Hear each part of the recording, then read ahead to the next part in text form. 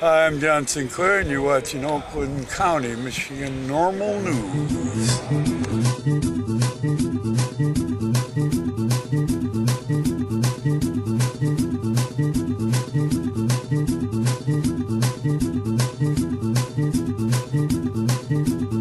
I'm Mikey Evans, and this is the Oakland Norml News for November 25th, 2007.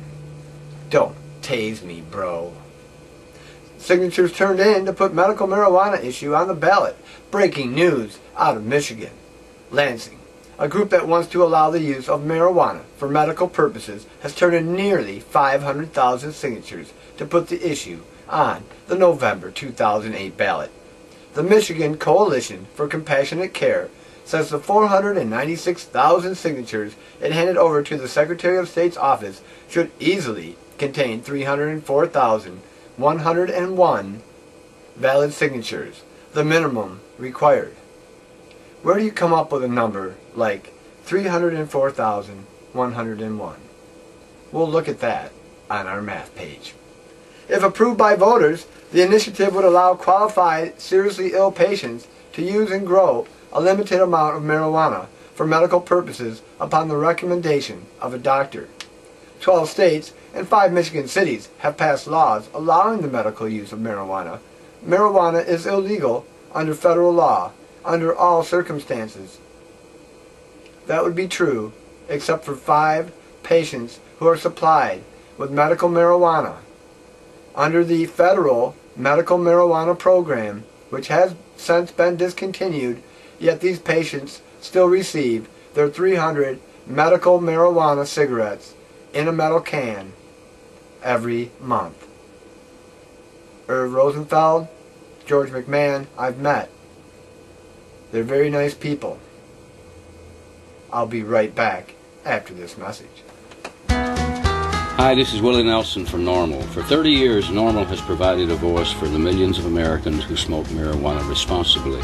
In Canada, medicinal use of marijuana is already legal. Now the Canadian government has announced that they will soon stop arresting marijuana smokers altogether. We can learn much from our neighbors to the north. To learn how you can help, contact Norml at www.norml.org. Welcome back. Marijuana measure not likely to matter, but Hick promises to form panel after symbolic initiative. This one's from the Rocky Mountain News, David Montero, November 8th, 2007, Colorado. Once again, on a ballot measure, Mason DeVert pushed for allowing marijuana possession in Denver, and once again, he got it by a whopping vote total. And once again, the vote just may mean nothing. Ballot question 100 sought to make possession of less than 1 ounce of marijuana the lowest law enforcement priority. This comes on the heel of a 2005 ballot measure pushed by DeVert and his group, Safer Alternative for Enjoyable Recreation, or SAFER, that legalized possession of less than 1 ounce of marijuana within the city of Denver.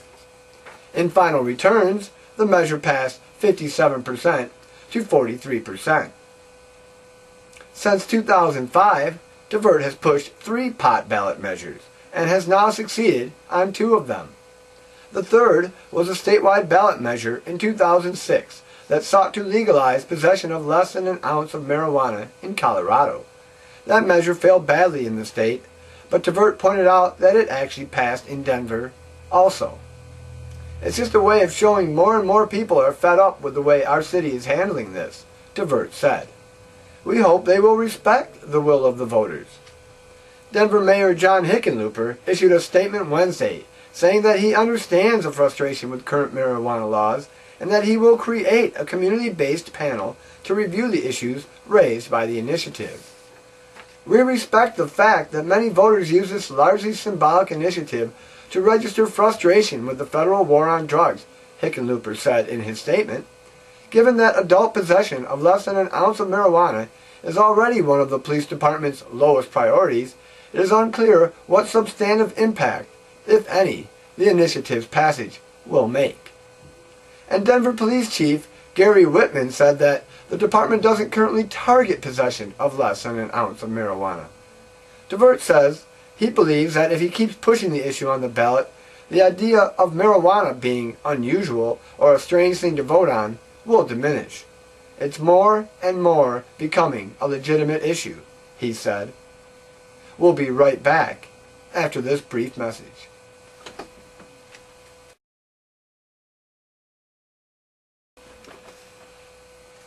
Let me take a moment to talk about the Don't Tase Me Bro shirt that I'm wearing. This is from a group called A Taste of Freedom in Canada, who are selling these to bring attention to the fact that citizens are being tortured and killed under unusual circumstances by police officers and security officers using tasers, the Tom A. Swift electronic rifle. That's really funny, guys. That's really funny. I've seen video of women, I've seen video of old people, I've seen video of confused people being electrocuted and tortured with these devices in the name of law enforcement. I would like to see reason used in these circumstances and very less than deadly force.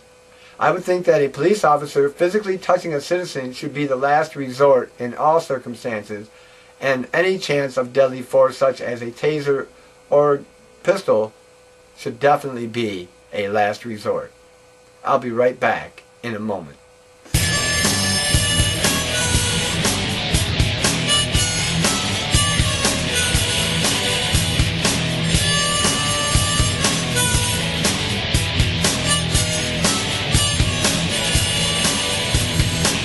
Well, I was watching the news on the TV, and nothing there was making sense.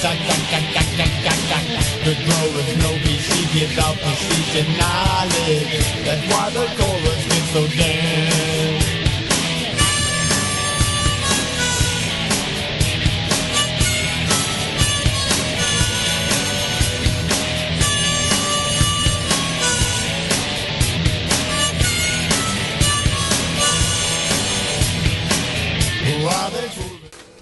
Welcome back. This next article is out of Canada. It hits home to me because some of these people are my friends. Rowdy drunks put an end to weekly smoke-ins. Judith Lavoie, Times Colonist, November 8, 2007. Young drunken rowdies disrupting peaceful pot smokers have killed the Victoria tradition of weekly marijuana rallies. The pungent smell of pot drifting over Ted Smith's Wednesday smoke-ins has been part of Victoria culture for 12 years. But yesterday, the last one was held on the steps of the Ministry of Health building on Blanchard Street. Drunken kids have ruined it, Smith said, a marijuana crusader and founder of the Cannabis Buyers Club. If we are going to hold a pot rally, it has to be safe. And Wednesday night can now become explosive because young kids come along and just want to party. 2 weeks ago, Smith got his hand smashed against a wall after intervening when one drunk kid took a punch at another. The streets of Victoria are no longer safe, he said. If Hempology 101 can't stop people from drinking and keep the meeting safe, then the party is over. We don't want to end up on the front page of the newspaper because people got hurt.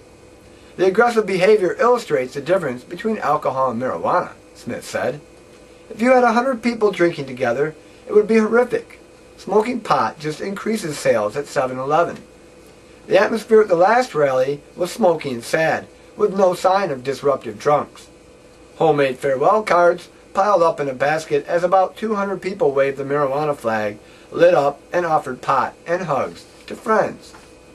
I'm fighting for the right to use a plant, a healing herb, said Steve Pittner, also known as Wall Brand Steve, as he leaned on his bike. The young people will miss the rallies, said the 50-year-old Pittner. Aubrey Douglas has been coming to the rallies for about 5 years and has seen the atmosphere change. I really miss the old times. It's very sad, she said. It's very sad, I say. It's a way of meeting people from all over the world, said Ryan Shotcole. Wheelchairs with puffing occupants ringed the group. No, it's not for pain, said Wayne Robinson, reclining in his wheelchair. I like the high. Over the years, police have developed a hands-off attitude, although bike patrols often show up to observe. A couple of possession charges were laid after a meeting several years ago, but no one has been convicted for possession at the meetings, Smith said. We have held joint rolling, pipe and bomb contests, and smoked large amounts of the herb at these meetings, he said. Victoria Police Sergeant Grant Hamilton, tiptoeing carefully between the issues, said it is unfortunate that a few individuals have taken advantage of the rallies, even though pot smoking is technically illegal. Ted Smith has always been cooperative and peaceful in his protest, which we appreciate. We have coexisted and recognize what he is striving for, he said. Drunken youths are not a general problem around town, Hamilton said. We're not seeing roving groups of drunken kids causing havoc every night. Meanwhile, Smith plans to ramp up some of his other activities, and next Thursday will be holding a noon rally for International Medical Marijuana Day. And it may be that someone else will pick up the rallies where Smith has left off. I hope so. Good luck to you, Ted Smith. Good luck to the Cooperative and the Buyers Club, and damn good luck to you, CBC. Peace and love and pot, and we'll be right back. Hi, this is Willie Nelson from Norml. For 30 years, Norml has provided a voice for the millions of Americans who smoke marijuana responsibly. Thousands of sick and dying patients find marijuana effective as a medicine, including cancer, MS, and AIDS patients. 9 states have legalized its use. To learn how you can help, contact Norml at www.norml.org or call toll-free at 888-67-NORML.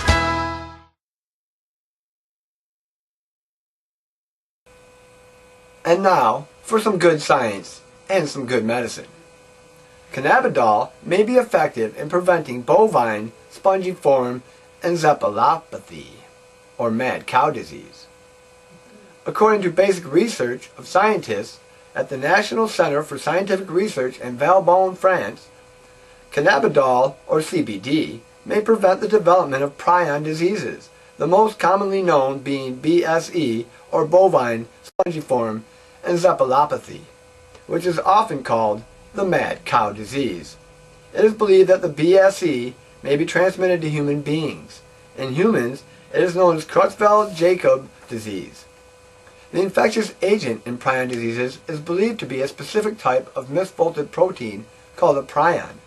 Misfolded prion proteins carry the disease between individuals and cause deterioration of the brain.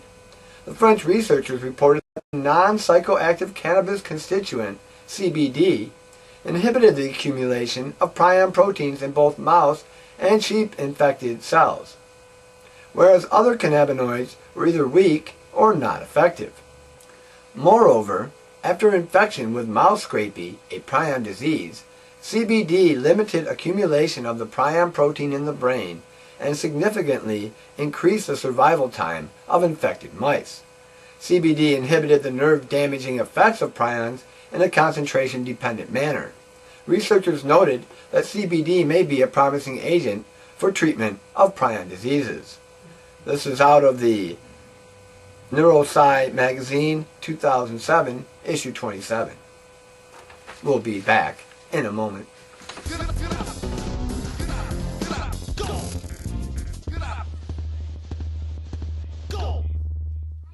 Got stickers. Oakland County Norml does not endorse the random stickering of other people's property, both public and private. All rights reserved. Welcome back. This is an exciting story from the Marijuana Policy Project. Tim King, SalemNews.com, November 7th, 2007. American Psychiatric Association Assembly unanimously backs medical marijuana. Washington, D.C. In a unanimous vote, the Assembly of the American Psychiatric Association has approved a strongly worded statement supporting legal protection for patients using medical marijuana under their doctor's recommendation. This is a very large and important medical organization. It isn't some fringe group, says Bruce Merkin from the Marijuana Policy Project. He told SalemNews.com, this move debunks a lot of the nonsense from some of the anti-medical marijuana groups. They have been aggressively using false information tactics. These groups allege that there are various links between mental illness and marijuana, ignoring the fact that it is well documented that medical marijuana can be therapeutic. The APA action paper, which must be approved by the APA Board of Trustees when it meets in December, notes that 12 states now have medical marijuana laws, and states the threat of arrest by federal agents, however, still exists. Seriously ill patients living in these states with medical marijuana recommendations from their doctors should not be subjected to the threat of punitive federal prosecution for merely attempting to alleviate the chronic pain, side effects, or symptoms associated with their conditions resulting from their overall treatment regimens. We support protection for all patients and physicians participating in state-approved medical marijuana programs. This is not the first, but the second action paper calling on the government to facilitate well-designed clinical studies into the medical utility of marijuana, adopted Saturday with no dissenting votes by the APA Assembly, which represents the group's 74 district branches and 16 allied professional organizations. This vote is a landmark and a proud day for our profession, said Abraham L. Halpern, MD, Professor Emeritus of Psychiatry at New York Medical College and past president of the American Academy of Psychiatry and the Law. As physicians, we cannot abide our patients being subject to arrest and jail for using a physician-recommended treatment that clearly relieves suffering for many who are not helped by conventional treatments.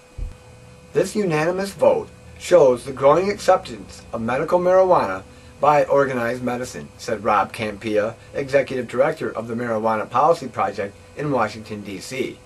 Members of Congress who have opposed efforts to protect patients from federal prosecution have tried to portray medical marijuana as a fringe issue.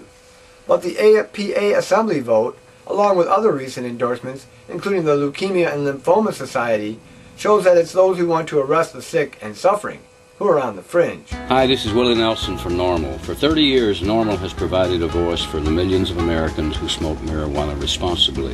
72% of the public support a fine only, no jail, for social use of marijuana. And yet, 724,000 Americans were arrested on marijuana charges last year because the politicians haven't yet gotten the message. To learn how you can help, contact Norml at www.norml.org.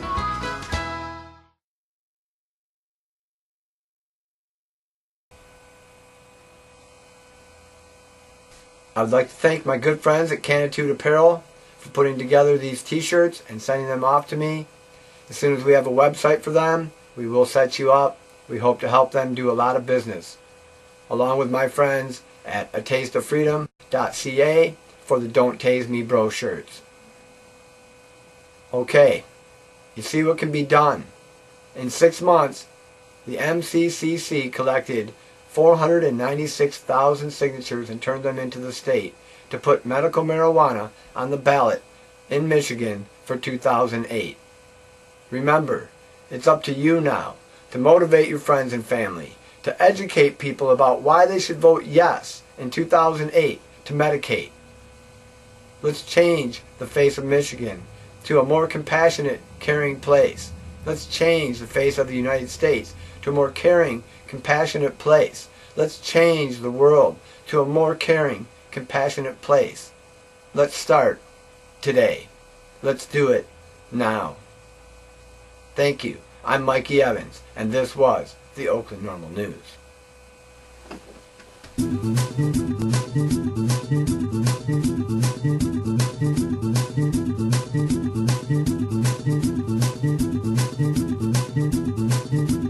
You are watching. Oh.